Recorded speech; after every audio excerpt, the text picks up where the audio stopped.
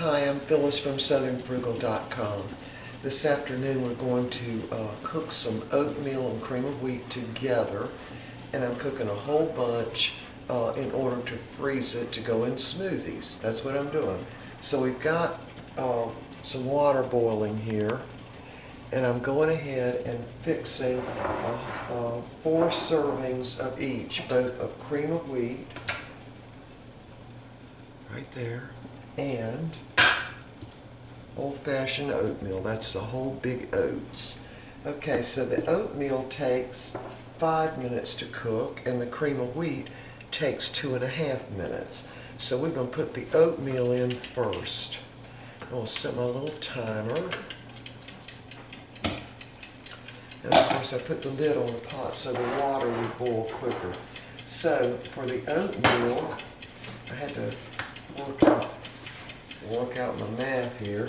For the oatmeal, we need 3.5 cups of water and 2 cups of oats. And so for the cream of wheat, we need 4 cups of water and 3/4 of a cup of cream of wheat. So again, we're going to put the oats in first. And at the same time, I'm going to go ahead and put in a teaspoon of that Himalayan pink salt or red salt. And that's really the only way I can use it because I don't have a salt grinder to put that in. Alright, so that takes care of the salt and the oatmeal. So we just put that in and bring that back to a boil. And we're going to let it boil for 2.5 minutes and we'll be back. Alright, the oatmeal has been boiling for about 2.5 minutes, and I'm going to go ahead and put in the cream of wheat. Now when you put the cream of wheat into the boiling water, if you're not stirring it really fast, it'll clump up into lumps. So I'm going to use a whisk and just gradually pour it in as I'm whisking, just to prevent those lumps from forming. Yeah, you want to just keep that whisk going. Okay, and there we have it. So the cream of wheat only has to cook for about 2.5 minutes. So I'm going to let that come back to a boil. Now the oatmeal itself will also help the cream of wheat from clumping together. And by the way, I love these two tastes together better than I like either one of them individually. And I'm not sure why, but I do, and Mr. Bucky does too. And so we're getting 2 grains in there, and we're going to use this to add to the smoothies. And so this will make 8 actual full servings, and so we'll probably be getting half a serving in our smoothies in the morning. Now I want to just keep stirring this while I'm talking. So I have been searching for a way to get more whole grains into our diet, really. And I thought this was a good way to do it. Now I have actually ground up these same large oats, actually some that I got from Whole Foods here a few months back, and used the flour to make muffins and stuff, and a couple of times I actually put the flour in the smoothies. But I really like this better, to go ahead and cook them, and what they really do is absorb the water, and that way they just make the smoothie smoother. They do. They make it smoother. And of course you never know they were in there, just like with the greens. When you add the orange, you can't tell the greens are in there, so you're just getting a good tasting smoothie, and you're getting at least some whole grain in there. So this hasn't come back to a boil quite yet. So anyway, once this gets done, we'll be back. Okay, the cream of wheat and the oatmeal I think are pretty well done now.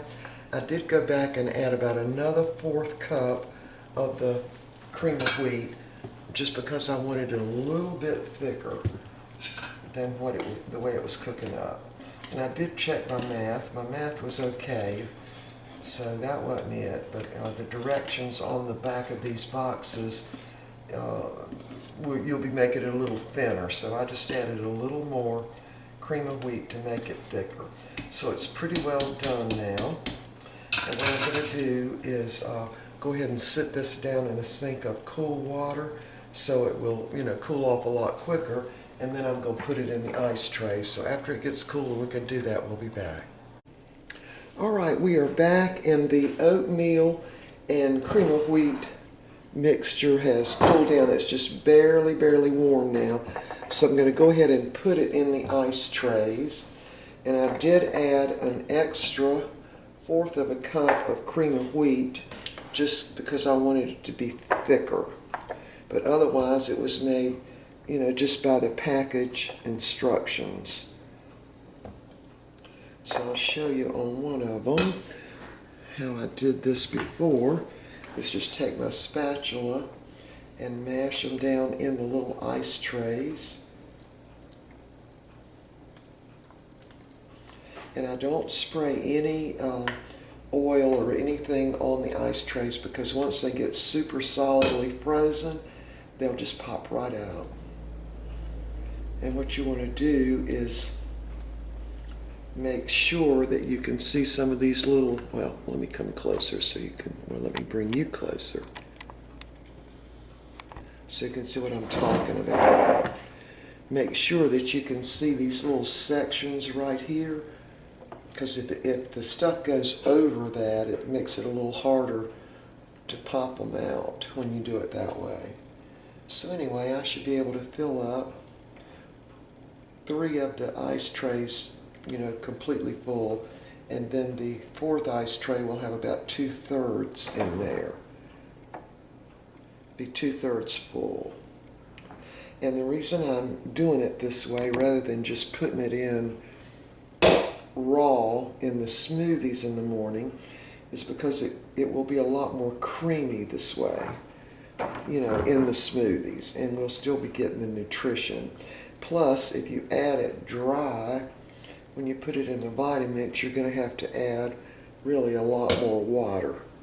All right, so there's what it looks like. So we're going to go ahead and pop these in the freezer, and you'll be seeing these in our smoothies in the next many days, really. All right, we will see y'all next time.